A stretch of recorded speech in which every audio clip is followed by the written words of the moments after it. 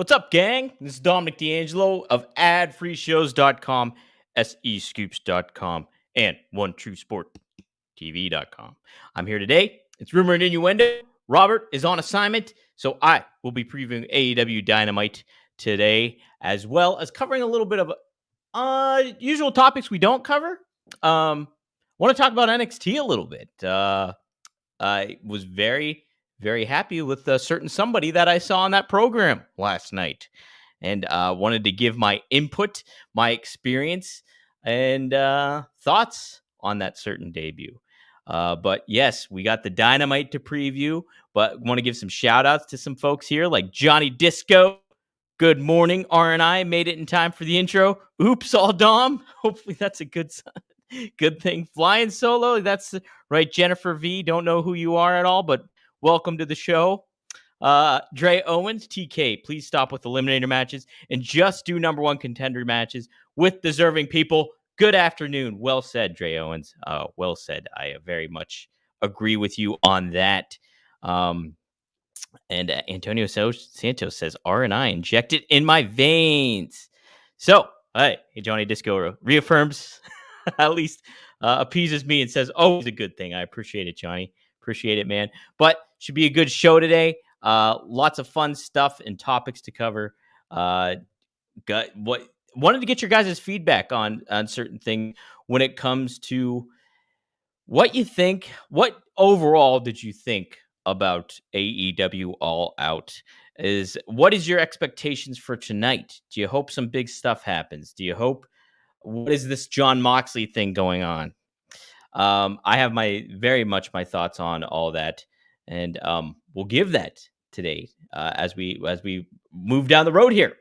But did want to start with NXT and the NXT debut. It was an anonymous person. Who was it going to be? Who was Tony D'Angelo, part of the family? Who was he going to introduce as his heater against Obafemi? And, I got some family connections, me and the D'Angelos, obviously. So Tony picked me up a little bit.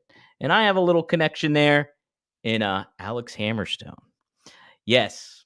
So obviously this is all kayfabe stuff. But when it comes to Alex Hammerstone, I've known Alex for several years. Very much one of the good guys in pro wrestling.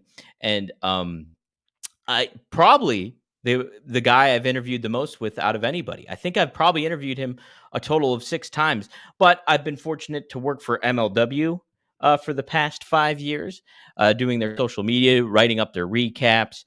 And a lot of the times I would go on site and help out with live events that they do, particularly when they go to Philadelphia. When they were in Dallas, I did that as well for WrestleMania weekend 2 years ago, whatever it was, 3 years ago. But Alex Hammerstone has always been a favorite person of mine to work with. And so seeing him come out on NXT as the heater against Obafemi was such a cool moment, because I know how hard and how passionate this guy is when it comes to the wrestling business. He is very much a throwback to pro wrestling, and what you kind of envision for, a wrestler that was really flourishing in the mid-90s, the physique of that, the identity. He very much plays in and leans into the Hulk Hogan vibes in certain ways. Has a lot of fun with that. But Alex is very good on the microphone, and he's very good in the ring. He is very adaptable in the ring when it comes to working with all types of talent. And so him going up against Obafemi, I think he really got a chance to shine that stuff and showcase what he's capable of. Even at TNA Emergence, he was a part of the Ultimate X match. And, the X division is always up for interpretation when it comes to, so you see guys like in history like Samoa Joe be a holder of that title, and so on and so forth. And so Alex Hammerstone being in that match made a lot of sense. I got to speak with Laredo Kid yesterday in an interview, and we talked about working with a bigger man like Alex Hammerstone and what he's able to do. But I can't express how much star power Alex is capable of, because You look at guys, you look at somebody like a Braun Breaker who's on the roster and really flourishing in that Intercontinental Championship kind of anti-hero role. Definitely a heel right now, but kind of that anti-hero role. And Alex is cut from the same cloth, where it comes to he's got a personality, he's got the attitude, he's got the mindset for it all. He knows how to handle himself, whether it's in public situations or media engagements or in the ring. A great deal in the ring. Um, MLW made him the face of the company, him and Jacob Fatu, both at the same time, a lot of ways. There was a transition of sort, a passing of the torch of source that went on in MLW, and it both involved Jacob Fatu and Alex Hammerstone. He uh, ended up beating Fatu for the title at Fightland, I think 2021, and then held it for well over a year. Was their flag bearer. And you know what? He was great. There was moments where he was the big baby face. There was moments where the crowd would turn on him and he would be playing the heel role in certain ways. But nonetheless, um, something that I very, very much what Hammerstone does when it comes to his mindset on the business is he's very protective of his finisher, the Nightmare Pendulum, and it's one of the best finishers in all of pro wrestling. Um, there's only a select few that really protect their finisher nowadays. Kenny Omega is one. Baron Corbin was one for a time until I can't remember who kicked out of it at WrestleMania, but somebody kicked out of the uh, the end of days at WrestleMania a couple years ago. If somebody knows who that is, let me know. But Hammerstone, very protective of the Nightmare Pendulum, and I think I always talk about how great that is when I interview him and stuff like that, and I love that aspect of it. But the only person he's allowed to kick out of it was Jacob Fatu, and so it's very serendipitous that Alex Hammerstone was debuted on NXT last night, and so did Jacob Fatu. Pretty cool. If you know the rivalry that these two had in MLW, I think it's their signature rivalry the company has had so far is Fatu and Hammerstone, and there's a reason for that. You can the matches that these guys put on in the ring with one another exemplified why those were the top stars for them and why Court Bauer put his chips behind those two guys. And it's really neat to see them. Time moves on, companies change. So Hammerstone's getting his shot in TNA while Fatu is really getting the highlight put on him in WWE. I'm trying to say it in the proper manner and not in my Pittsburghese. But what they've been able to do has been super cool. It's neat to see this kind of come full circle. And I'm so happy that Hammerstone got the spotlight on NXT and hopefully introduced a whole new plethora of eyes onto him because he is very capable. And what WWE has been doing with Braun Breaker to an extent too with Bronson Reed, Hammerstone fits that mold. Hammerstone is somebody that I would love to see go into the WWE ranks, and he can really, really make a name for himself. And you establish a new star in certain ways. So cool the history of Hammerstone when it comes to what he started off as. The crazy thing was, he was one of my first interviews. WrestleMania weekend 2018. It was Battle Riot 2. I interviewed Tom Lawler. To be forthright, too, I freaking did not have the recorder on, so it was like my first "damn it, Dom" moment. Was I interviewed Tom Lawler and I didn't even record the interview. But then the PR guy at the time was like, "Hey, how about you want to interview like a newer talent?" And I was like, "Yeah, sure." And he's like, "We have this new guy, Hammerstone. Yeah, how about him?" And I was like, "Yeah, absolutely." So interviewed him, talked about who his fandom was and stuff like that at the time. He talked about how he was a big fan of Triple H and how Triple H really inspired him. He talked about how he really liked Chris Jericho from the 90s and everything like that, or early 2000s and everything, and what he learned going from them. And then he started off with the Dynasty, with Richard Holiday, with MJF, And it was seriously my favorite faction in MLW and still is. It's one of my favorite factions of all time, actually, if I'm being forthright, because all those three together had such chemistry where you took them legitimately, but they were very, very funny. There was a segment I will always remember where it was the Christmas time, and MJF had the idea. It's like, hey, let's have a dynasty gift train. And so uh they all came up with gifts for everybody that they would do, and they were presenting them backstage. And I can't remember if it was Holiday or it was Hammerstone, but whoever it was introduced a mini MJF to MJF as their gift. And it was just this shorter dude that kind of looked like MJF and had the Burberry scarf on. And MJF was like, dude, this is BS. It was this is dog s, as they wanted to say on here. I can't swear on here, but really great stuff. So Hammerstone is well rounded. He's had several matches with so many different people and so many different styles, from Davey Boy Smith to like I said, Jacob Fatu.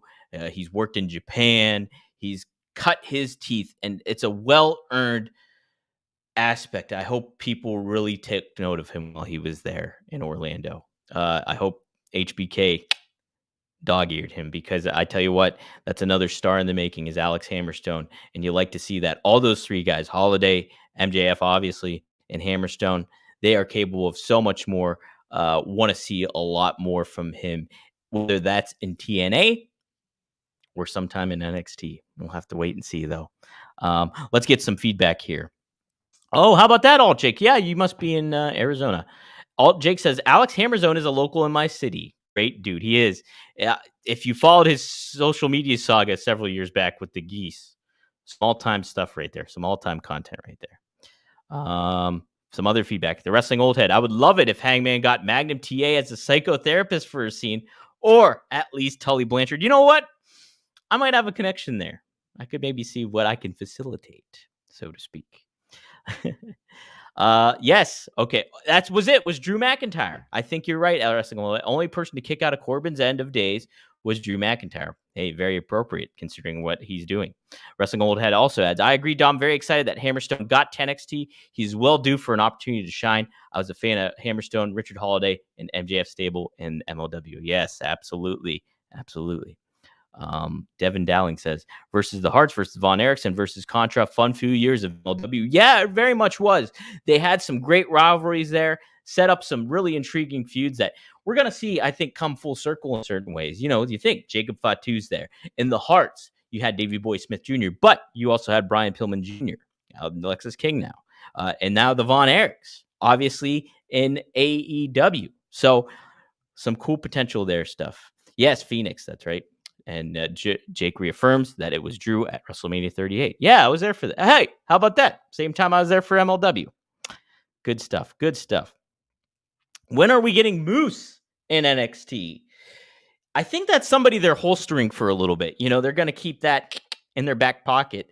Moose is such a talented dude, very athletic in the ring, has such a look about him that I think they are going to hold off maybe for a little bit. Could he be the next guy that goes up against Obafemi? That would be very interesting. There's some possibilities there. You know, there's definite possibilities there. Will he be the one to finally really make, pun not intended, an impact and win an NXT title? That would be very interesting too. A TNA guy with the NXT gold.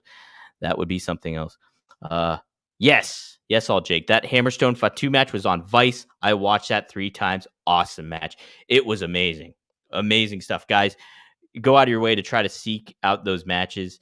Hammerstone is very proud of his rivalry with Jacob Fatu. Those guys have a special bond with one another, and you can definitely tell that in the ring as well. So, yeah, a lot of people were thinking it was Moose that was Tony D was talking to. And people thought it was Omos, who's, I mean, a lot taller than that. So for it to be Omos, that would have been something else. But I'm very, very happy it was Hammerstone. Very happy for him. So congratulations to him.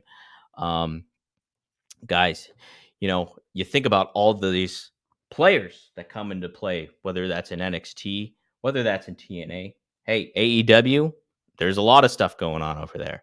And it's hard if you're doing the fantasy football aspect to try to keep track of all the players and keep track of what stats there are and who you should kind of go with. Well, guys, let me tell you about DraftKings Pick Six. You can download the Pick Six app right now on your phone, and then you can make your picks for who you want, a certain player. Will they achieve over the passing yards that they're certain destined to make, or under? What you got to make the pick, and you pick at least 3 players, and then you can go from there. I did it last week. It was a lot of fun. And yeah, all you do is download the app, use promo code Rumor. You get a $5. And when you put in $5 there, you get a $50 bonus so that you can use. It's a really, really fun. It's a cool way to kind of get yourself engaged into the football week. Another element if you're a big NFL fan, but it's not just limited to NFL. You can do outside, you can do MLB, you can do NBA coming up, NHL. Lots of possibilities for that. You help out the podcast by downloading the DraftKings Pick Six app and then using the promo code Rumor. We're big fans of DraftKings, Rob and I both. I use the sports book all the time. So have a lot of fun with that. It adds a whole other element to watching football, baby. So yes, go to DraftKings Pick Six, download that app on your phone, and use promo code Rumor to get the little discount going on. Devin Dowley. Something. There should be fantasy pro wrestling. Like every company involved wins points by hitting finishers, winning matches in specific ways, holding titles for a long time, etc. I think it'd be fun. It would be fun. It would be such a boy. What? Imagine being the statistician for that though. Like keeping track. Okay, who's gonna hit a finisher? How many points you get for that? How many points you get for I don't know, like an interference? Or there's a lot of elements that come into play with all that. Lots and lots of elements. But yeah, let's get some feedback before I dive into the Dynamite preview of what you guys kind of think. Let's see. Yeah, I think it should be an interesting follow-up. We're gonna get Jon Moxley live. Here's my issue. My initial concern with all this. People were very upset about the plastic bag. I wasn't as upset because Terry Funk and Ric Flair set a precedent before. But Robert made a compelling case about it being like, hey, you're trying to get TV advertisers and doing plastic bag spot. How much does that really help you? I mean, come on. It's like, you want to make things feel extreme, but you've pushed the envelope so much in all your matches that you've done that you had to resort to something like this to make it stand out. But in the same turn, you get this ick factor with it. Like, don't like seeing that. That's very unsettling. And hey, I would have been more okay with it if like Mox didn't keep the bag on as long, like did it to kind of make him lose his breath and then beat him up a little bit. There would have been a little bit more, not only believable, but a little bit more digestible. And then you think about, later on with the needle spot too. It's also something that is a little unsettling too. So there is some fun stuff here on this card though. So let's go over it, huh? Jon Moxley, like I said, is set to appear. Oh, yeah. But before that, let me talk about what I was concerned about, what this concerns me with. So we have what really appears to be a heel faction that Jon Moxley is forming after attacking Danielson, whether that's the Blackpool Combat Club as a team, but is Moxley trying to recruit other members? I mean, he has Marina Shafir by his side. He's trying to get Darby Allin from how it seems. Who else is involved? Is this lead into Shane McMahon showing up? Either way, the concern about this is now you have 2 heel factions at the top of your card when it comes to the Elite, and now it comes to Jon Moxley. If Jon Moxley is sick of Tony Khan being his company, well, you also must be sick of the Elite being a part of this too, right? Right? So why? Where is your grudge at necessarily? Where does this stop and end? like the Young Bucks clearly have not done things favorably for when it comes to the authority figures in it. Um, Christopher Daniels has kind of been the surrogate for the voice of reason when it comes to an authority figure. When it comes to like Tony Khan and everything like that, yes, and like Devin Dallin Jack Perry, good kid. See, I thought that was just a red herring. Like, hey, you're a good kid. I'm coming after you later on, though, Jack. Watch out. But no, it wasn't. It doesn't seem to be that way. Um, are they going to be the bigger faction that overtakes um, the Young Bucks and the Elite and kind of gets rid of their heelish identity when it comes to that? Will greater forces have to combine to try to combat this new faction potentially that Moxley is building when it comes to this takeover? Uh, what I don't like about it though is, like I said, you all right now have two heel factions going at the same time. Where it's like it would make more sense, right, if Moxley was creating a babyface faction to rebel against what the Young Bucks are doing, what Tony Khan is not doing, certain things like that. That would have made more sense. Uh, there's a lot of just stuff going on. Yeah, does this indicate a Ronda Rousey showing up? I don't know. She's pregnant, so no, I would say not wrestling old head. So no, I would say not. Now that I think about that, but good kind of thought about that in there for sure. Um, yeah, I'm not. It'll be interesting to see what Moxley has to say. He's been very cryptic, obviously, without these past few weeks. I don't think this storyline has really hit the right notes and build to this even before All Out. Um, and so they're kind of got some work to do to make this make sense and to make this feel like a big deal. Because right now it just feels like, is this another lost storyline? It almost feels like, oh my gosh, we're getting close to the devil angle. We're not there yet, but there's certain indications where it's like, where's everybody's head at on this, and what's going to be the payoff? I'm not I'm not putting it in that category yet, but I'm having early trepidation about what they're doing and how this has all been executed. So, and that's me not even completely hating the whole freaking plastic bag angle. Um, what else we got on tap here? We got the tag team casino gauntlet match. Excited for this. Really excited for this.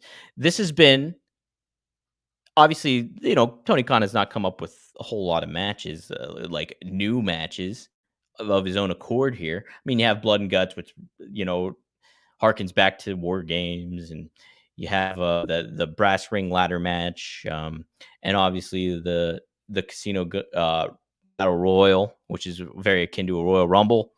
This is very different, and I think his best gimmick match he's ever come up with. And it'll be interesting to see a tag team casino gauntlet match. Funny thing, I produced the Matt Camp show, the Matt event. It's called. Go check it out if you'd like. It's also on YouTube. It's on at a different time than this, so I feel okay to plug it. But he mentioned how cool it would be to have a team upset the Young Bucks like the Outrunners. The Outrunners have been, Robert said it on here, like a fever dream to watch and to kind of enjoy. And he really actually enjoyed them when he watched Collision.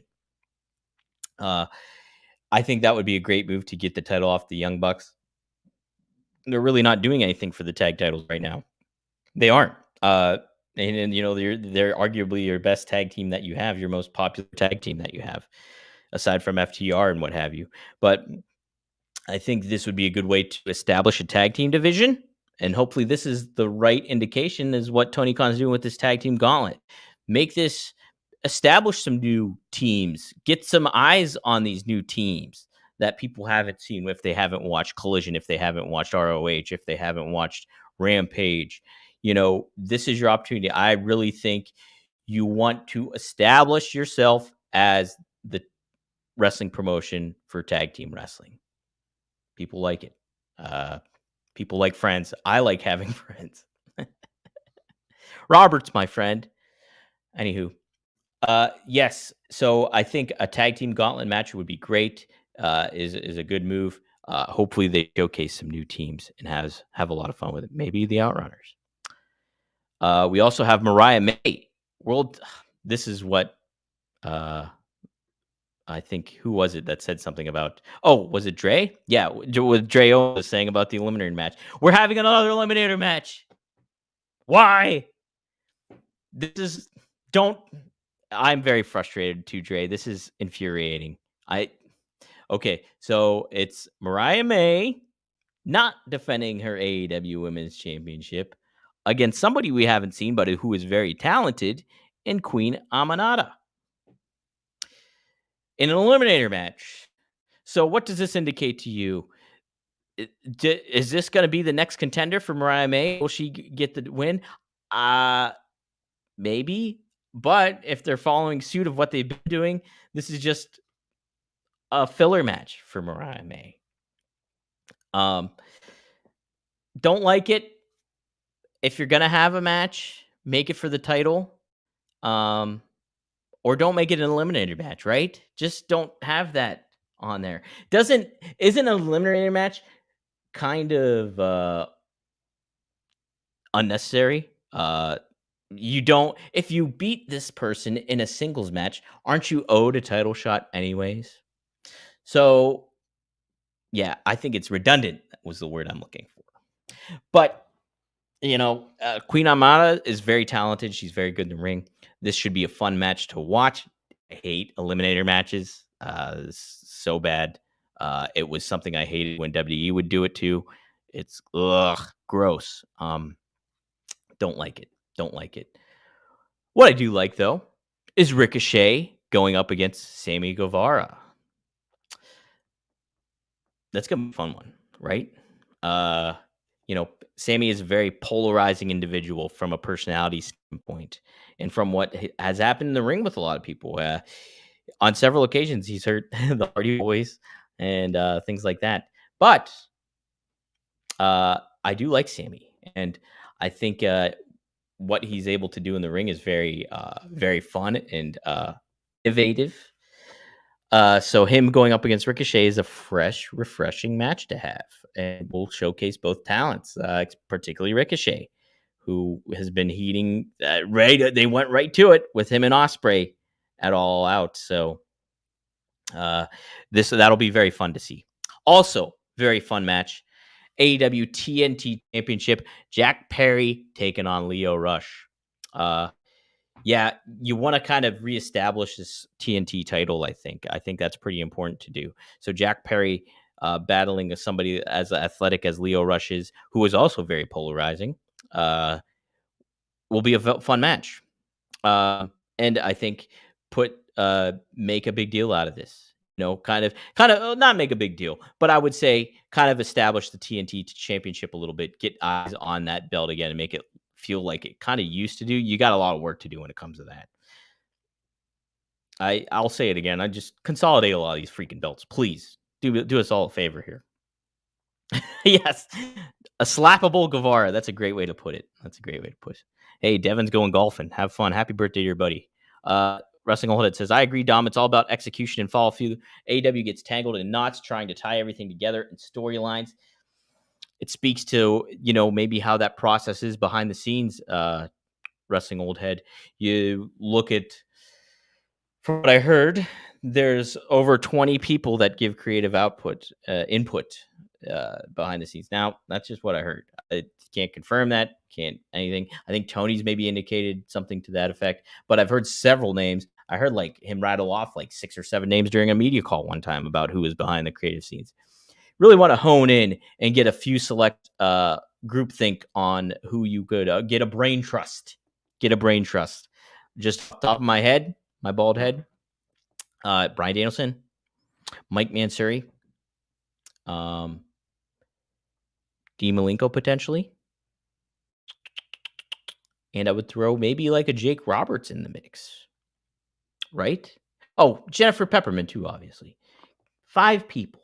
5 people that can sit around a table, hash it out, create some fun stories, maybe split the teams up. You get 2 here, get a creative mind like Jake Roberts, This is all just off the top of my head. Like Jake Roberts and Jennifer Pepperman. Wow, what strange bedfellows. That could make it for a great program. Hey, can you guys kind of create an identity for Collision? Or, hey, let's go the hour. You can do Rampage.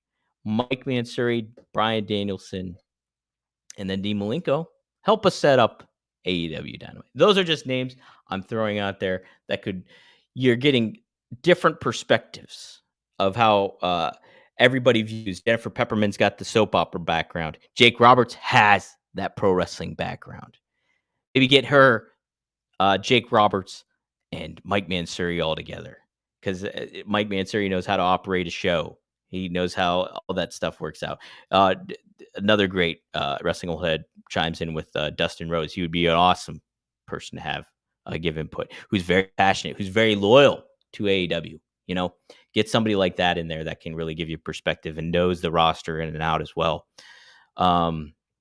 Either way, yes, split these up, make sense. You can have too many cooks in the kitchen. We've seen that happen before. And then Tony obviously gets the final say. Whatever happens, okay, I like this. Let's do this. Let's remove that. Let's refine some of this. Tony's just got to be willing to do that, doesn't he? That's been, I think, his Achilles heel so much. Very exciting times. Intrigued to see what this follow-up will be when it comes to All Out. I thank you for joining me today. If you like to see me on further programming, you can check me out on One of a Kind with RVD. Go to rvdtv.com and you can check out the newest episode there.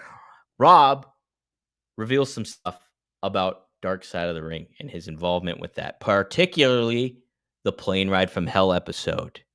Man, he breaks some news. He does break some news. So go to rvdtv.com. You can check out that. You can hear his thoughts on Hangman Page. Who does Hangman remind him of? He also he follows up about the Vince McMahon documentary after seeing the trailer of it, and gives some cool perspective on that too. So go to rvdtv.com. You can check out that show, and you can check out Right Down the Middle with Bill Alfonso on there too. We recorded an episode last week. A lot of fun always talking to Fonzie and talking about his Cauliflower Alley Club induction and his award that he got for being a referee. Really cool stories there. Check that out. This week, we'll return with Gagne and Magnum, Straight Talk with the Boss. We will be chatting about some storyline developments and stuff like that, I think. And hey, we always might cover that Andre the Giant. That's been our white whale on it. So go to fourhorsemannetwork.com or go to onetruesporttv.com. You can check all that out there. Finally, yes, Working Stiff, Robert and Scott will be recording a new episode this week after they probably watch Dynamite and all that stuff. So they'll give all their thoughts on there. So funny. Such a great show. I'm happy to produce that show. So go to check out that on Working Stiff on your podcast feed of choice. But you can check us out on the Ad Free Shows YouTube channel, on the Rumor and Innuendo YouTube channel, on the Working Stiff YouTube channel, on SE Scoops' X account, and on WD Creative _ish X account. That's Robert's X account if you weren't aware. And you can also give us 5 stars.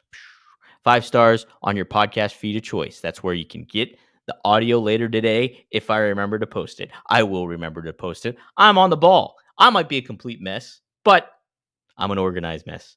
And hey, I will see you tomorrow here on Rumor and Innuendo with Robert to talk a little bit of the Dynamite. Best of luck in your future endeavors, and go Hammer, go, baby.